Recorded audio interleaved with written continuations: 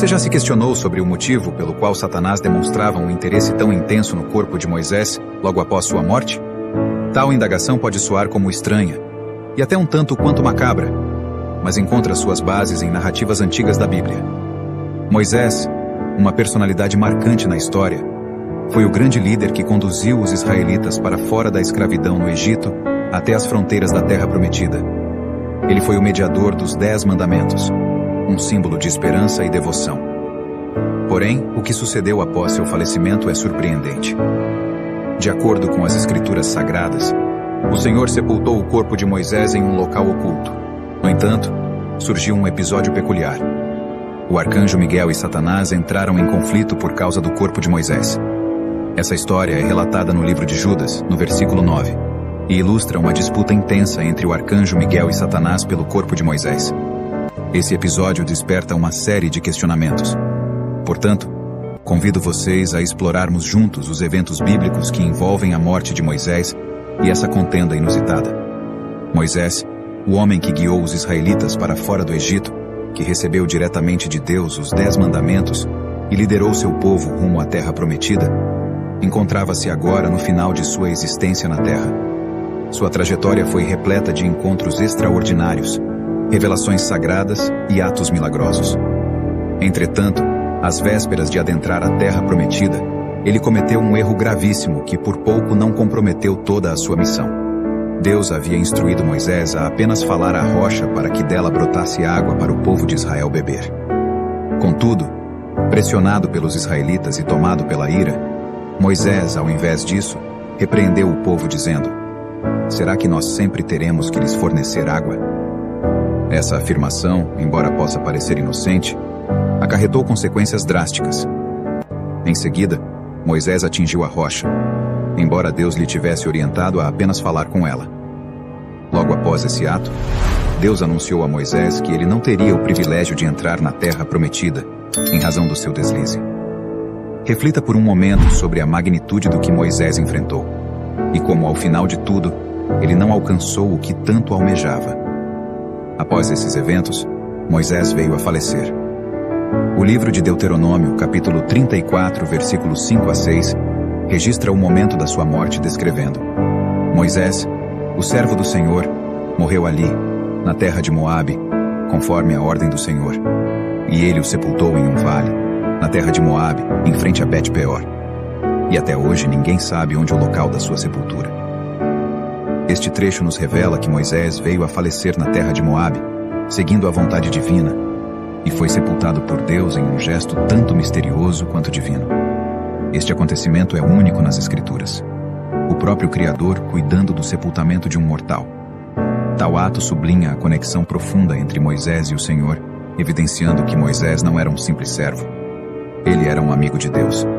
Este vínculo especial é marcado por um profundo respeito, amor e honra. Contudo, fica no ar a seguinte questão: por que Deus optou por enterrar Moisés em um local desconhecido, mantendo o paradeiro de seu túmulo oculto? A investigação dessa escolha nos conduz por um caminho que desvenda a sabedoria divina e as manobras astutas de Satanás. É nesse contexto que nos deparamos com Miguel, o arcanjo, e Satanás em um intenso confronto, não terreno, mas sim em esferas celestiais. Esta não era uma simples disputa. Satanás tinha a audácia de reclamar o corpo de Moisés. Tal pretensão foi prontamente contestada por Miguel, o arcanjo. As Escrituras podem não detalhar completamente esse embate celestial, porém é conhecido que Miguel, cumprindo seu papel divino, enfrentou as reivindicações de Satanás.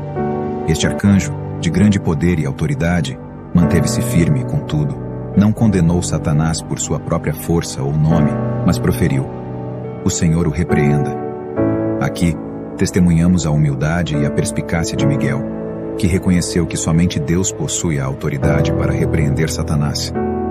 Ao longo da história, muitas especulações surgiram sobre o interesse de um ente celestial como Satanás pelos restos mortais de Moisés. Qual vantagem ele buscaria ao se apossar do corpo de alguém que já havia deixado este mundo? Uma das hipóteses é que Satanás desejava evitar que Moisés fosse ressuscitado ou arrebatado ao céu. Talvez ele pensasse de forma equivocada que Deus tivesse planos de arrebatar Moisés ao céu, tal como ocorreu com Elias e Enoque. A presença de Moisés ao lado de Elias durante a transfiguração de Jesus no monte, conforme narrado no Evangelho de Mateus, capítulo 17, poderia reforçar essa suposição. Satanás, com sua astúcia característica, poderia tentar atrapalhar tal destino ao tomar posse do corpo de Moisés. Outro motivo considerável para o interesse de Satanás no corpo de Moisés seria a intenção de transformá-lo em um ídolo para os israelitas. Recordando o episódio do bezerro de ouro em Êxodo capítulo 32, é muito possível que Satanás pretendesse induzir o povo a adorar o corpo ou os pertences de Moisés, distorcendo assim sua devoção exclusiva a Deus. Este ato seria um desvio eficaz da adoração verdadeira. E Deus, em sua onisciência, possivelmente ocultou o corpo de Moisés para prevenir tal desvio.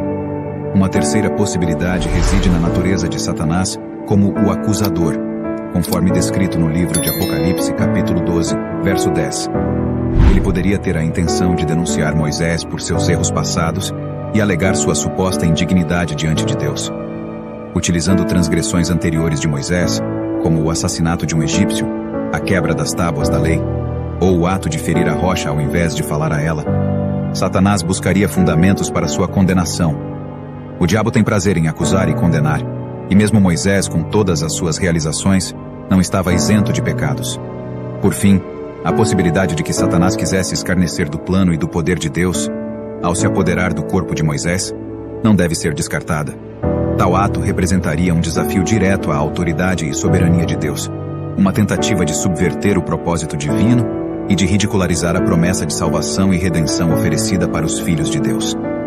A intenção de Satanás em querer apoderar-se do corpo de Moisés poderia representar uma espécie de troféu, evidenciando uma suposta supremacia sobre o escolhido e mediador de Deus.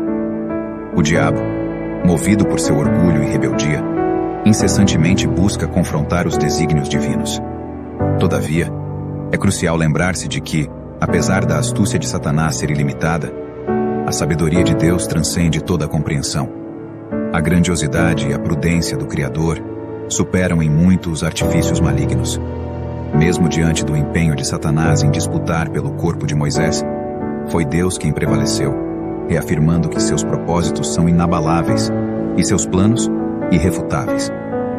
Além desse conflito, esta história nos apresenta uma lição mais profunda, um relato que desvendamos hoje, enredado nos alicerces de nossa fé, a saga de Moisés, o líder ungido por Deus, e o embate em torno de seu corpo após a sua morte. Devemos transcender os embates e as intenções malignas para captar a essência maior encoberta nesse episódio. Primeiramente, esta narrativa reitera a importância da adoração genuína. Os israelitas, repetidamente, sucumbiram às armadilhas da idolatria, seja através do bezerro de ouro ou de outros falsos deuses de nações vizinhas, desviando-se da devoção ao único e verdadeiro Deus. A potencial idolatria do corpo de Moisés ressalta essa contínua luta, recordando-nos da necessidade de concentrar nossa adoração exclusivamente ao Senhor. Em segundo lugar, evidencia que a graça divina transcende nossas falhas, demonstrando que o amor de Deus é superior a todos os nossos erros cometidos no passado. Além do mais, esta história aguça a consciência sobre a importância de resistir às seduções de Satanás. O maligno é ardiloso e empregará todos os meios possíveis para nos desencaminhar da rota divina. Contudo, conforme exemplificado pelo arcanjo Miguel, com fé e o poder da palavra de Deus, é possível vencer essas tentações. A verdadeira adoração excede a mera frequência à igreja ou a realização de eloquentes discursos. Ela se manifesta na maneira como vivenciamos e expressamos nosso amor por Deus diariamente. É como se Deus fosse um amigo íntimo a quem queremos agradar e com quem desejamos estar próximos. Ao adorarmos verdadeiramente, nos esforçamos para agir de forma correta. Precisamos cuidar dos que estão à nossa volta e sermos gratos pelas bênçãos que ocorrem em nossas vidas. Trata-se de expressar nossa gratidão a Deus não apenas verbalmente, mas também através de nossas ações, transformando cada gesto em uma oferta de amor e gratidão. Precisamos levar uma vida de total entrega a Jesus Cristo, pois quando formos julgados pelo grande e justo juiz, nenhuma desculpa que possamos dar será satisfatória. Por essa razão, eu encerro lhe deixando um grande alerta. Não viva apenas de aparência ou apenas de teorias vazias e superficiais.